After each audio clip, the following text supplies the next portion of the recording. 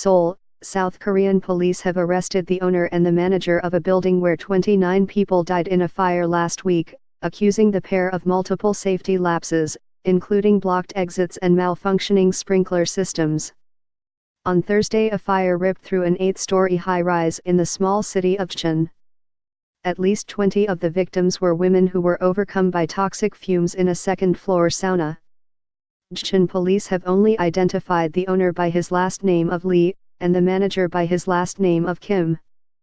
Both men are in custody in Incheon after being arrested on Sunday, police announced Tuesday.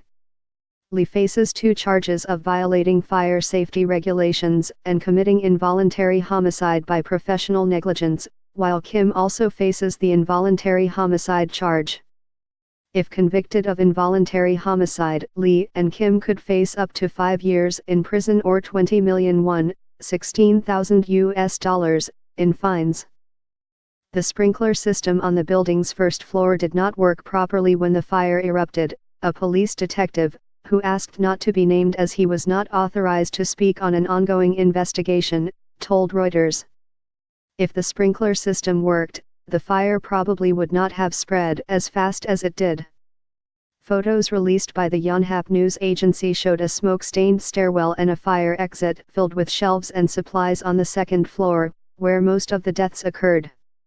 The emergency exit on the building's second floor was blocked by iron shelves and other miscellaneous items, the detective confirmed.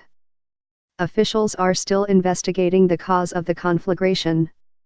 According to police, both Kim and Lee had denied reports they were trying to remove ice on the ceiling of the first floor, where the fire appeared to have originated, but later changed their statements after police confronted them with evidence.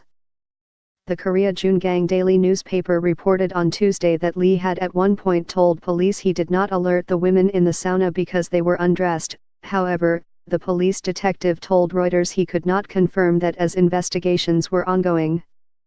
Anger mounted over the weekend at reports of shoddy construction, broken doors, blocked roads, and other problems that may have contributed to the deaths.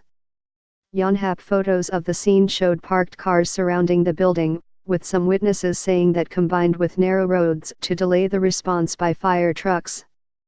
A bill was introduced in March calling for doubling the penalty for illegal parking on a fire engine access road, but it is still pending, according to the National Assembly's Bill Tracking Archive. Visiting the scene on Friday, President Moon Jae-in promised a full investigation.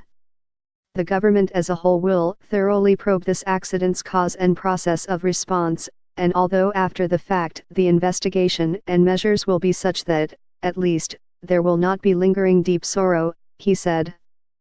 On Monday, a separate fire at a construction site at an apartment complex south of Seoul killed 1 person and injured 14 others, according to Yonhap.